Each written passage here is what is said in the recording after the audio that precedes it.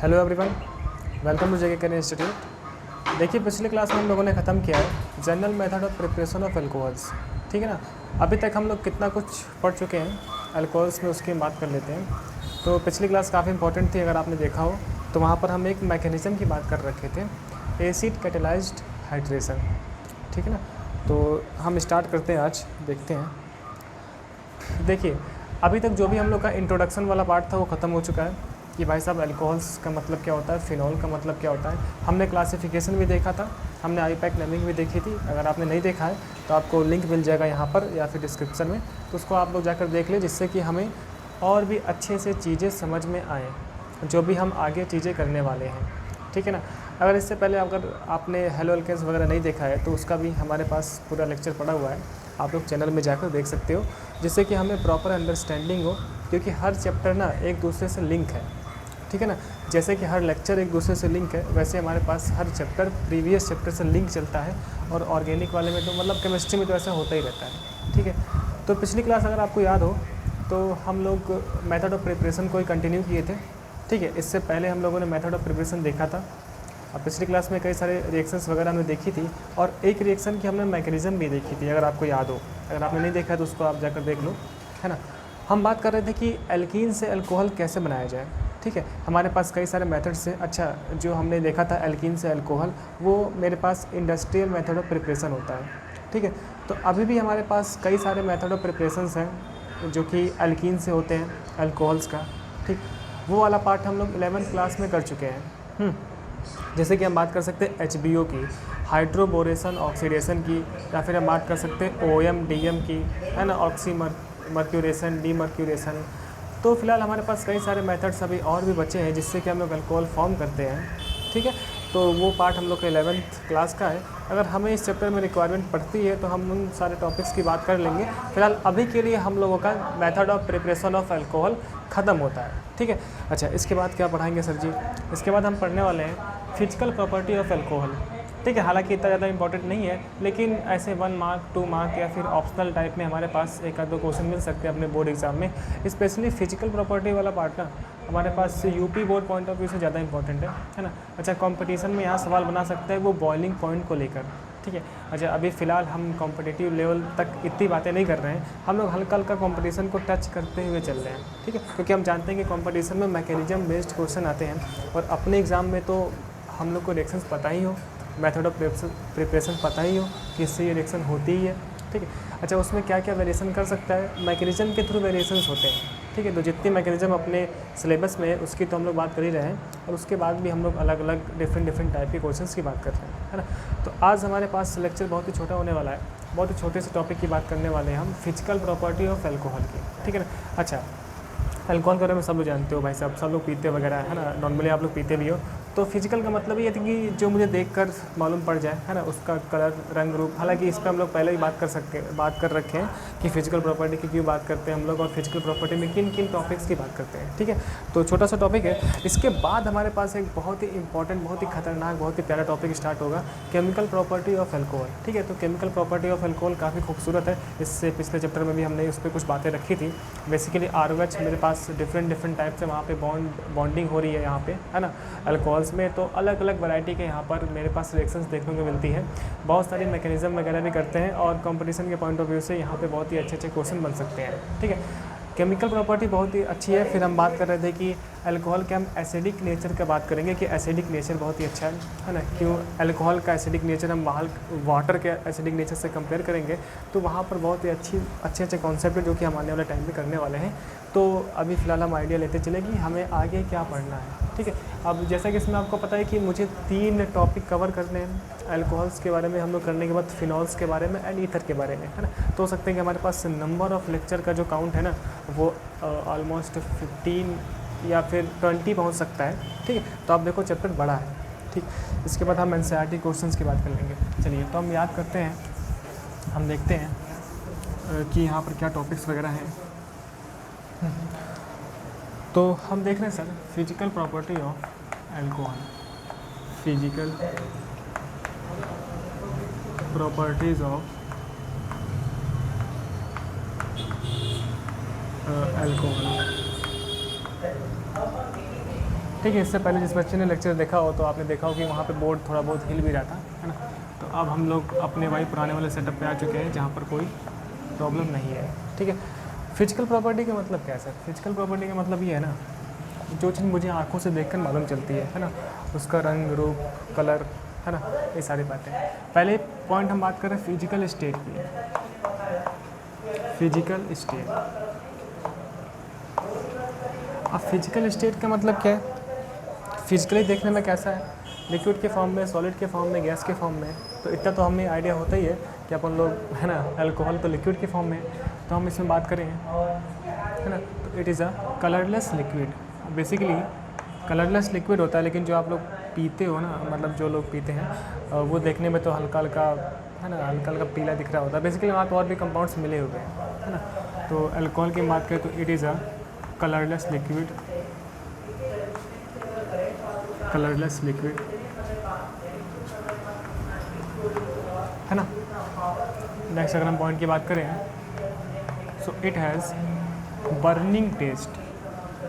अब burning taste का मतलब ये है कि जैसे कि आप, है ना, अगर एक चम्मच पी कर देखो, है ना, अगर आप टेस्ट करो तो उसका टेस्ट तीक्ष्ण, हिंदी में बोलते हैं तीक्ष्ण, मतलब कि जलने वाला होता है ना, ज्वलनशील टाइप का होता है, बर्निंग टेस्ट, ठीक है। और इसका जो बर्निंग टेस्ट है ना, वो अल्कोहल के मॉलिक्यूलर वेट के बढ़ते बढ़ते, जैसे जैसे as the molecular weight of increases burning taste decreases, ठीक है। तो अगर हम बात कर सकते हैं जैसे कि एज मॉलिक्यूलर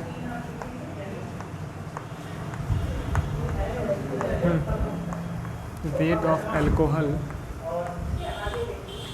इंक्रीजेस, ऐसा मतलब इंक्रीजेस, है ना, देन,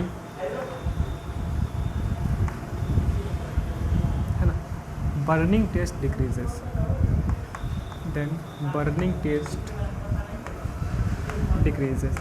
जैसे जैसे अल्कोहल का मॉलिक्यूलर वेट बढ़ता है ना, वैसे वैसे इसका बर्निंग टेस्ट कम होने लगता है ना। ये फिजिकल प्रॉपर्टी है, ठीक। अब जैसे कि हम बात करें अबव C18, इसका मतलब ये है C18 मतलब कि इसके जो बिलो वाले मेंबर्स हैं ना, वो लोग कलरलेस लिक्विड की फॉर्म में है। इससे पहले भी हम लोग बात कर चुके हैं, जैसे जैसे मेरे पास मॉलिक्यूलर वेट बढ़ता है ना, वैसे वैसे फिजिकल प्रॉपर्टी स्टेबिलिटी की तरफ जाती है, ठीक है। बेसिकली हमारे पास अभी लिक्विड की फॉर्म में है। अब जैसे जैसे अल्कोहल्स का मॉलिक्यूलर वेट बढ़ेगा, R वाला ग्रुप का साइज़ बढ़ेगा, वैसे वैसे मुझे लिक्विड के फॉर्म में अल्कोहल्स मिलना स्टार्ट हो जाएंगे, ठीक है। तो अबव C18 हमें क्या दिखता है? कलरलेस एंड स्मेललेस,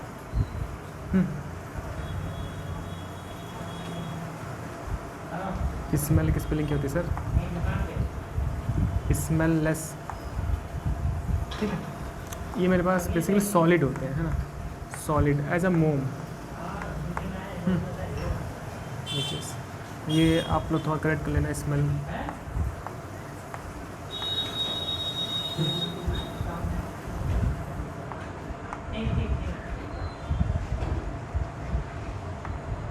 स्मेललेस, ठीक है। स्पेलिंग राइट कर लेना आप लोग, ठीक है ना। ये थोड़ी सी मेरी अंग्रेज़ी वीक है, तो स्मेललेस होगा, ठीक है। तो इसका मतलब ये है ना कि जो अबव C18 तक के हैं, है ना, वो कलरलेस हैं एंड स्मेललेस लिक्विड, यानी कि सॉरी लिक्विड नहीं, सॉलिड, है ना, सॉलिड मोम की फॉर्म में मिल रहे हैं। तो ये इसकी फिजिकल प्रॉपर्टी होती है ना। इंपॉर्टेंट ये था कि कलरलेस लिक्विड है बस, है ना, बर्निंग टेस्ट इनका है ना। एंड अगर आप देखो तो it has specific alcoholic smell. Alcoholic, कभी आपने सूंघा होगा तो उसमें से एक अजीब टाइप की अल्कोहल की स्मेल आती है, उसी को हम बोल रहे हैं स्पेसिफिक अल्कोहलिक स्मेल, है ना। अगर किसी ने अल्कोहल पिया है ना, वो साइड से निकल जाए, फिर भी आप लोग को मालूम चलता है इसने दारू पी रखी है, ठीक है। तो वो जो स्मेल आती है ना, उसको हम क्या बोलते हैं? Specific alcoholic smell. तो इनके अंदर से एक स्पेसिफिक अल्कोहलिक स्मेल मुझे मिल रहा है, ठीक है, ये चीज़। तो ये सर जी हमारी बात हुई फिजिकल स्टेट की, ठीक है। अच्छा, मेजर पार्ट जो हमारे पास फिजिकल प्रॉपर्टी में होता है ना, वो होता है सॉल्युबिलिटी के लेके एंड अपना बॉइलिंग पॉइंट को लेकर, ठीक है।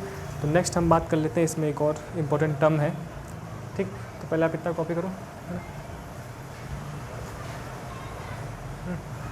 अब देखते हैं हम लोग अपना अच्छा, अल्कोहल में ना एक इम्पॉर्टेंट पार्ट यहाँ पे है कि it forms intermolecular hydrogen bonding. अब जब भी हम लोग बात करते हैं ना किस चीज़ की फिजिकल प्रॉपर्टी की ना, तो वहाँ पर मुझे बात करनी होती है हमेशा से हाइड्रोजन बॉन्डिंग की, क्योंकि यहाँ पर लोग को सॉल्युबिलिटी की बात करनी होती है। ठीक है, तो आप देखो अल्कोहल में ना इंटरमोलिकुलर हाइड्रोजन बॉन्डिंग हो रही है। तो अगर हम देखें यहाँ पर इंटरमोलिकुलर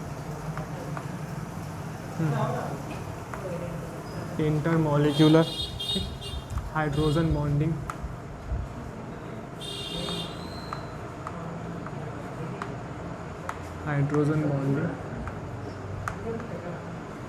इन अल्कोहल। ठीक है, ये चीज़ इंटरमोलिकुलर हाइड्रोजन बॉन्डिंग। अब बेसिकली ना हाइड्रोजन बॉन्डिंग अपने आप में दो टाइप का होता है। ठीक है, 11वीं क्लास केमिकल बॉन्डिंग में हम लोग पढ़ते हैं। एक को हम बोल रहे हैं इंटरमोलिकुलर, दूसरा अपना है इंट्रामोलिकुलर। ठीक है, हम जानते हैं कि अगर दो डिफरेंट मॉलिक्यूल के बीच में हाइड्रोजन बॉन्डिंग हो जाए ना, तो उसे हम बोलते हैं इंटरमोलिकुलर। अच्छा, हाइड्रोजन बॉन्डिंग कब होती है? जब हाइड्रोजन से मोर इलेक्ट्रोनेगेटिव एलिमेंट लगा हो, है ना। अच्छा, मोर इलेक्ट्रोनेगेटिव एलिमेंट या फिर हाइड्रोजन बॉन्डिंग के नाम पे ना 3 आर्मी चलते हैं। हम बोलते हैं जब जब फ़ोन आता है तब तो हाइड्रोजन बॉन्डिंग आती है। फ़ोन का मतलब फ्लोरीन, ऑक्सीजन एंड नाइट्रोजन। ठीक है, तो यहाँ पर क्या चक्कर है, इंटरमोलिकुलर मतलब जब दो डिफरेंट मॉलिक्यूल के बीच में हाइड्रोजन बॉन्डिंग हो जाए। ठीक, एंड एक और मेरे पास कॉन्सेप्ट होता है इंट्रामोलिकुलर।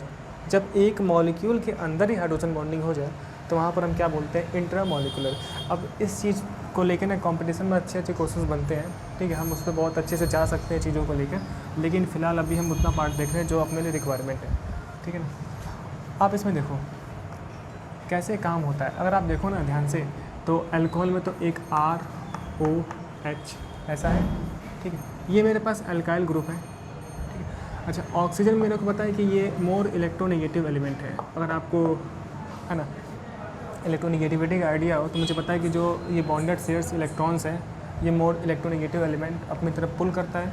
तो oxygen is more electronegative than hydrogen and also alkyl group. ठीक है, तो इधर से ये इलेक्ट्रॉन शिफ्ट करवाना स्टार्ट करता है, तो इस पर हम बोलते हैं पार्शियल माइनस आ गया, एंड इस पर partial positive, and then alkyl group पर भी पार्शियल पॉजिटिव। ठीक है, या फिर हम ये देख सकते हैं कि अल्काइल ग्रुप के नाम पे ना कार्बन होगा। ठीक है, जहाँ पर हम बात कर सकते हैं अल्काइल ग्रुप की, एंड ऑक्सीजन एंड H। तो मतलब कि कार्बन पे ना पार्शियल पॉजिटिव आ रहा है, एंड अपने ऑक्सीजन पे पार्शियल नेगेटिव, एंड देन अपने हाइड्रोजन पे पार्शियल पॉजिटिव। ठीक है, तो ये कांड है। इसका मतलब ये है ना कि अल्कोहल पोलर नेचर का है। अगर आप देखो ना, तो यहाँ पर मुझे पोलर नेचर दिख रहा है। पोलर नेचर का मतलब यही है, हमारी ज़िंदगी में हमारे केमिस्ट्री के हिसाब से 2 पोल बन गए ना, माइनस प्लस वाले, मतलब ये पोलर नेचर का है। अब पोलर नेचर होने की वजह से ना इसकी सॉल्युबिलिटी वाटर के साथ अच्छी होगी, है ना। कैसी होगी उसकी हम बात करते हैं। तो ये पोलरिटी की वजह से ना ये हाइड्रोजन बॉन्डिंग कर लेता है अपने इंटरमोलिकुलर हाइड्रोजन बॉन्डिंग, मतलब कि सेल्फ अल्कोहल के मॉलिक्यूल के साथ बॉन्डिंग हो जाती है। ठीक है, डिफरेंट मॉलिक्यूल्स में। कैसे सर बात करोगे आप, ये देखो हम ऐसे लिखते हैं ROH। अब बेसिकली इस ऑक्सीजन से ना नेक्स्ट अल्कोहल का मॉलिक्यूल आएगा, आप देखना अभी, जैसे कि ये ROH। ठीक है, ये अल्कोहल है, .OH, ये R। ठीक है, अब इस तरीके से ही हम देखें .ORH।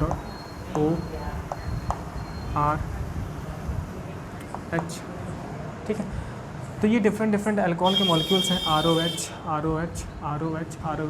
दिख रहा है कि अल्कोहल्स के मॉलिक्यूल्स में हमें इस तरीके से हाइड्रोजन बॉन्डिंग दिख रही है O और H के बीच में, है ना। O मेरे पास इलेक्ट्रोनेगेटिव है, एंड H। तो जब भी H किसी फ़ोन के साथ लगाओ, F के साथ, O के साथ, N के साथ, तो जो ये बॉन्डिंग है ना, कौन सी बॉन्डिंग, ये O और H, ये वाला बॉन्डिंग। ठीक है, जो डॉट से हम शो करते हैं इस चीज़ को, इसे हम क्या बोल रहे हैं, इंटरमोलिकुलर हाइड्रोजन बॉन्डिंग। ठीक है, तो यहाँ पे हो गया इंटरमोलिकुलर H बॉन्ड, हम बोलते हैं H बॉन्ड। ठीक है, ये डॉट वाला है ना, OH, ये वाला है, ये वाला है, ठीक है जी। अब यहाँ से नेक्स्ट अल्कोहल का मॉलिक्यूल लगेगा, तो ये वाला, ये चीज़ नहीं, ठीक है, ये वाला डॉट डॉट। अच्छा, तो इंटरमॉलिक्यूलर हाइड्रोजन बॉन्डिंग होने से क्या फ़ायदा, क्या कांड क्या होगा। अब बेसिकली ये इसका फ़र्क ना डायरेक्ट फिजिकल प्रॉपर्टी पे आता है ना। फिजिकल प्रॉपर्टी जैसे कि हम बात करें विस्कोसिटी की, है ना, हम सॉल्युबिलिटी की बात कर सकते हैं, ठीक है, हम बॉइलिंग पॉइंट की बात कर सकते हैं, ये चीज़ तो इस पे जाता है फिलहाल। तो आप ये देखो, तो हमने ये देखा ना अभी कि इंटरमॉलिक्यूलर हाइड्रोजन बॉन्डिंग होती है अल्कोहल में, ठीक है। इसके बाद हम नेक्स्ट पॉइंट देख रहे हैं, जरा इसको आप कॉपी कर लो।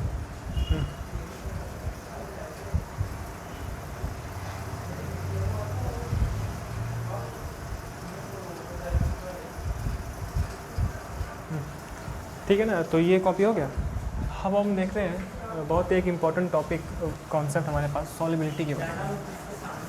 अगर हम देखें सॉल्युबिलिटी का क्या चक्कर है उसको हम देखते ज़रा।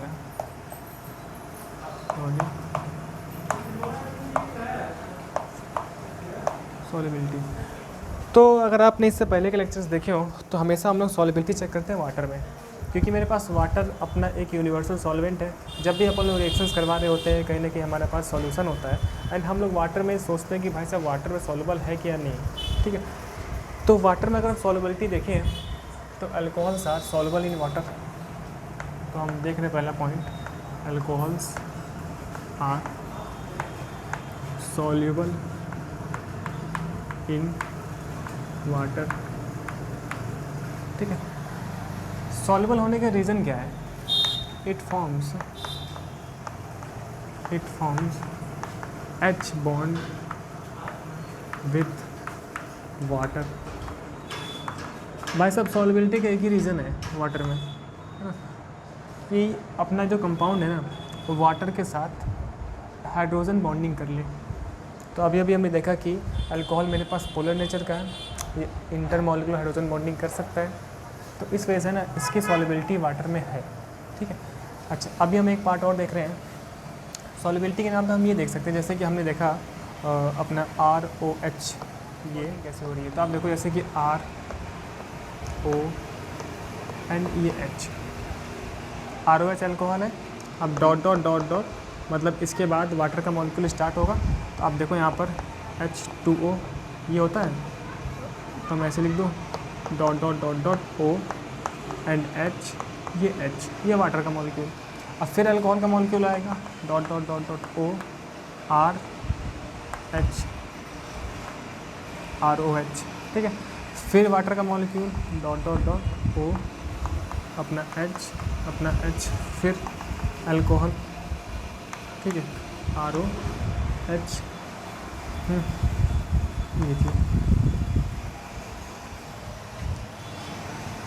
ये चीज़, ठीक है। अल्कोहल का मॉलिक्यूल आया ना, और फिर वाटर आएगा ऐसे। तो ये मेरे पास रहा अल्कोहल, ये रहा वाटर। इनके बीच में क्या हो रहा है, इसका O और इसका H, इनके बीच में हो रहा है भाई साहब हाइड्रोजन बॉन्डिंग। तो आप देखो H बॉन्डिंग, तो इस हाइड्रोजन बॉन्डिंग की वजह से ना मेरे पास सॉल्युबिलिटी क्या है, वाटर में है ना। अल्कोहल के वाटर में सॉल्युबिलिटी है, तो ये मेरे पास हो गया H bond.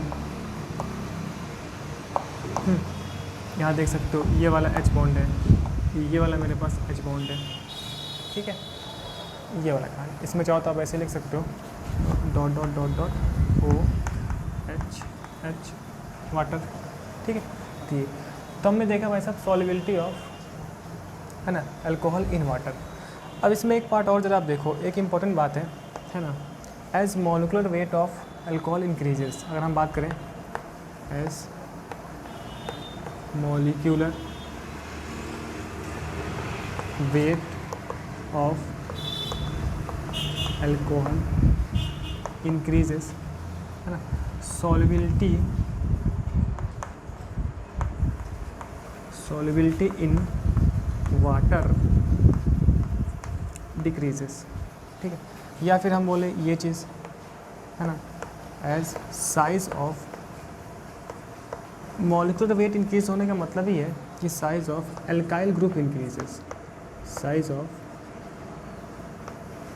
Alkyl group increases, है ना। तो अगर अल्काइल ग्रुप का साइज इंक्रीज़ करता है ना सर, तो सॉल्युबिलिटी जो है ना, सॉल्युबिलिटी इन वाटर डिक्रीजेस। क्या रीज़न है बात करते हैं अभी हम। तो हमने ये देखा कि जैसे जैसे मेरे पास इस अल्काइल ग्रुप का साइज इंक्रीज़ करेगा वैसे वैसे ना अल्कोहल की वाटर में सॉल्युबिलिटी कम हो जाएगी, ठीक है। कैसे कम होती है उसकी भी हम बात करते हैं, पहले आप इतना कॉपी करो, है ना।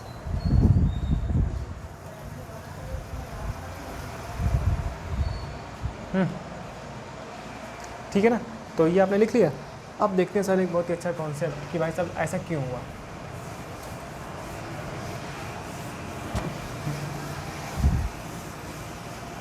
तो अच्छा ये क्वेश्चन आ सकता है, ठीक है, अपने एग्जाम में लिखने के लिए, एक्सप्लेनेशन करने के लिए। तो इसका हम रीज़न देख रहे हैं। अगर आप देखो ना, अल्कोहल में 2 पार्ट हैं, ROH, ठीक है। अब बेसिकली जो R वाला पार्ट है ना, मतलब कि R मेरे पास एक हाइड्रोकार्बन की चेन होगी, ठीक है। इस हम R वाले पार्ट को बोलते हैं हाइड्रोफोबिक।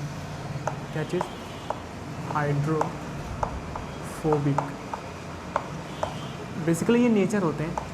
तो R वाला पार्ट हाइड्रोफोबिक नेचर का है, ठीक है।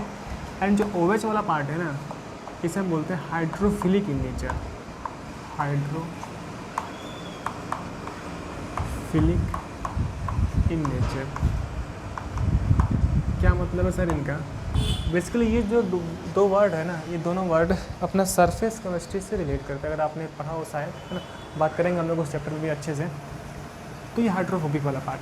तो जब भी हम सॉल्युबिलिटी की बात कर रहे होंगे ना, जब भी हम वाटर में सॉल्युबिलिटी की बात कर रहे होंगे, तो हम दो तरीके की बातें करते हैं। एक तो ऐसा मेरे पास ग्रुप जो वाटर के साथ सॉल्युबल है या नहीं, एक वाला पार्ट जो वाटर के साथ सॉल्युबिलिटी करता है या नहीं। तो 2 बातें हो सकती हैं, या तो एक पार्ट ये होगा कि वो वाटर से हेट करे या फिर वो वाटर से लव करे, ठीक है। तो हाइड्रोफोबिक वो पार्ट होता है ना, इट हेट्स वाटर, क्योंकि पोलर नहीं है ना। ये मेरे पास नॉन पोलर नेचर का है ना, नॉन पोलर। एंड हाइड्रोफिलिक वाला part, it loves water, it loves water. क्यों भाई साहब? क्योंकि ये पोलर नेचर का है। अभी हमने देखा कि OH वाला पार्ट पोलर इन नेचर है। तो हम ये देख रहे हैं, इसका मतलब ये है ना कि अल्कोहल की वाटर में सॉल्युबिलिटी के लिए OH वाला पार्ट रिस्पॉन्सिबल है। अल्कोहल में जो ROH है ना, उसमें से OH वाला पार्ट रिस्पॉन्सिबल है फॉर सॉल्युबिलिटी इन वाटर, ठीक है। एंड ROH, R वाला पार्ट तो मेरे पास रिस्पॉन्सिबल है नहीं, है ना। तो R चाहता है कि भाई साहब वाटर में सॉल्युबिलिटी ना हो, R चाहता है कि अल्कोहल सॉल्युबल ना हो, ठीक है। तो R जो है ना, R वाला पार्ट इस सॉल्युबिलिटी के खिलाफ है। तो आप देखो, जाहिर सी बात है, जैसे जैसे मेरे पास R का साइज़ बढ़ेगा, इसका मतलब ये है कि हाइड्रोफोबिक नेचर बढ़ेगा, है ना। मतलब कि सॉल्युबिलिटी से हेट करने वाला नेचर बढ़ेगा, नॉन पोलर नेचर बढ़ेगा।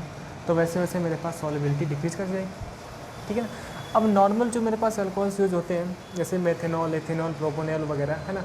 तो जो नॉर्मल 5, 6, 7 तक मेरे पास साइज़ छोटा है, तो साइज़ छोटा है तो मेरे पास, है ना, सॉल्युबिलिटी हो जाती है, क्योंकि हाइड्रोफिलिक नेचर मेरे पास डोमिनेट कर रहा है।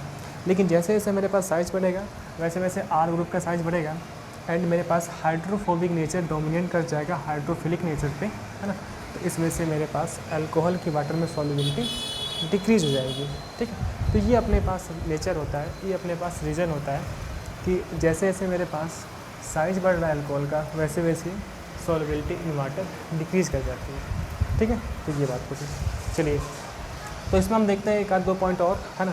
बॉइलिंग पॉइंट की बात कर लेते हैं। एंड ये मेरे पास एक अच्छा कॉन्सेप्ट है जो कि आपको थ्योरेटिकल वर्ड्स में लिखना आना चाहिए, ठीक है। चलिए नेक्स्ट बात करते हैं हम लोग बॉइलिंग पॉइंट की। पहले आप इतना लिख लो, ठीक है। और ये बातें आप लोग अपने वर्ड्स में लिख सकते हो, है ना। As the increases of size of alcohol then hydrophobic nature increases, है ना, due to this solubility decreases, है ना। ये सारी बातें आप लोग कर लेना, ठीक है। चलिए हम नेक्स्ट बात करते हैं,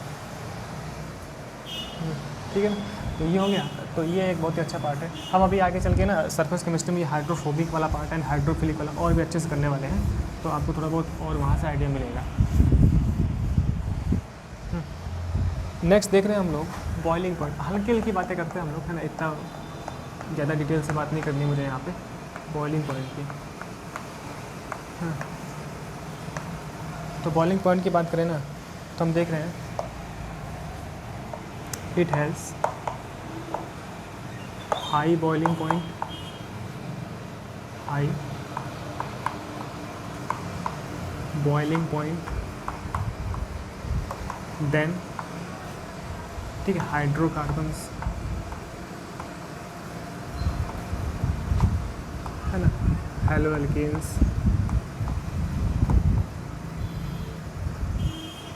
एंड ईथर्स। तो बेसिकली अल्कोहल का जो बॉइलिंग पॉइंट है ना वो ज़्यादा है, हाई है। जब बॉइलिंग पॉइंट हाई होने के नेचर क्या है कि अल्कोहल में पोलर वाला ग्रुप प्रेजेंट है, ठीक है। हमेशा हम कंपेयर करते हैं हाइड्रोकार्बन से, क्योंकि जितने भी हमारे पास ऑर्गेनिक कंपाउंड का जो पेरेंट मेरे पास कंपाउंड है वो हाइड्रोकार्बन ही है, तो हाइड्रोकार्बन से हेलो एल्केन्स वगैरह ईथर वगैरह से इनका बॉइलिंग पॉइंट हाई है, ठीक है। ये अपना इन्फॉर्मेशन होगा। अच्छा, रीज़न क्या है इसका हाई होने का? रीज़न ये है ना, इट फॉर्म्स, रीज़न है मेरे पास स्ट्रॉन्ग, है ना, इंटरमॉलिक्यूलर हाइड्रोजन बॉन्डिंग, इंटरमॉलिक्यूलर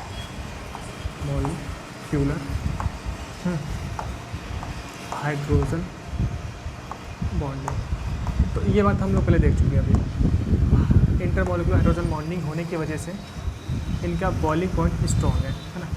अब देखिए जब हाइड्रोजन बॉन्डिंग होगी तो इस वजह से जब स्ट्रॉन्ग वाली होती है इसमें, तो मुझे बॉयल करने के लिए ज़्यादा हीट देना पड़ेगा। अब ज़्यादा हीट देंगे तो मेरे पास जो बॉइलिंग टेम्परेचर है वो अपने आप इंक्रीज़ कर जाएगा, ठीक है। एक नेक्स्ट पॉइंट देखते हैं, एज मॉलिक्यूलर वेट ऑफ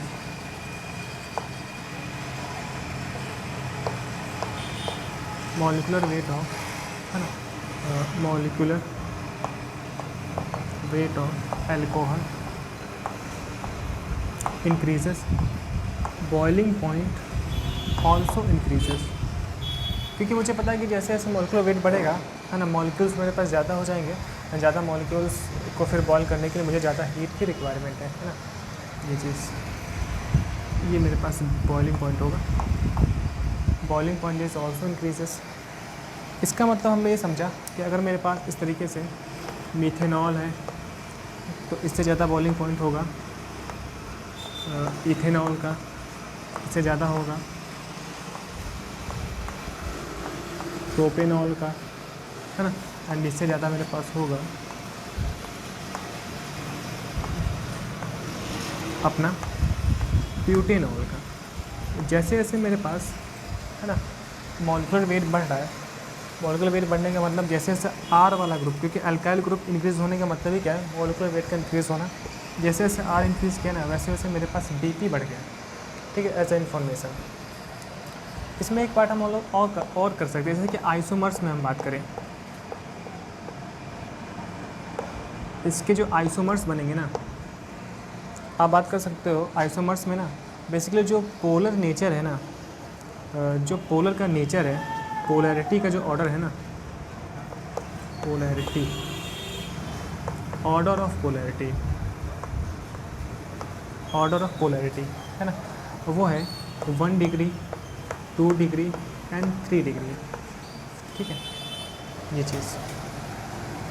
तो इसका मतलब हमने ये समझा कि जो 1 डिग्री वाला होगा ना उसका बॉइलिंग पॉइंट ज़्यादा होगा, है ना। यही मेरे पास बॉइलिंग पॉइंट का भी ऑर्डर है, इट इज़, है ना, it also order of boiling point, क्योंकि जितना ज़्यादा मेरे पास, है ना, पोलर नेचर डोमिनेट करेगा, पोलर नेचर जितना ज़्यादा होगा ना उतना ही बॉइलिंग पॉइंट ज़्यादा होगा। क्योंकि पोलर नेचर ज़्यादा होने का मतलब क्या है, स्ट्रॉन्ग इंटरमॉलिक्यूलर हाइड्रोजन बॉन्डिंग, है ना। अब स्ट्रॉन्ग है तो मुझे बॉयल करने के लिए हीट रिक्वायरमेंट ज़्यादा है। तो आप देखो मतलब कि अभी हम आइसोमर्स में देख रहे हैं 1 डिग्री वाला ज़्यादा बॉइलिंग पॉइंट, फिर 2 डिग्री, फिर 3 डिग्री, ठीक है। सर इसका क्या मतलब है ना, यहाँ हम देख सकते हैं। अगर हम बात कर लें जैसे कि नॉर्मल क्या बोलते हैं, ब्यूटेनॉल की बात करें, जैसे कि हम देख रहे हैं CH3 CH2 CH2 CH2OH, है ना, 1 2 3 4, इसे हम क्या बोलते हैं, नॉर्मल ब्यूटेनॉल, ब्यूटेनॉल इसका कॉमन नेम है, ठीक है। इसका बॉइलिंग पॉइंट ज़्यादा होगा। आप देखो ये 1 डिग्री अल्कोहल है, दिख रहा है 1 डिग्री अल्कोहल।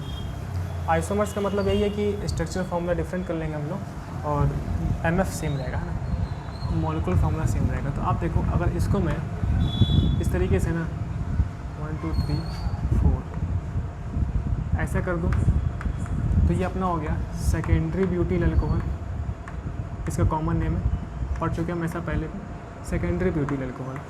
एंड ये मेरे पास एक 2 डिग्री अल्कोहल है ना। तो 1 डिग्री में ज़्यादा होगा बीपी, फिर 2 डिग्री में। अब देखिए सब में MF सेम है ना, मॉलिक्यूलर फॉर्मूला सेम है। आप देखो C4H10 3 5 6 7 8 9 10 है ना। मतलब कि मेरे पास मॉलिक्यूलर फार्मूला दिया हुआ था C4H10O।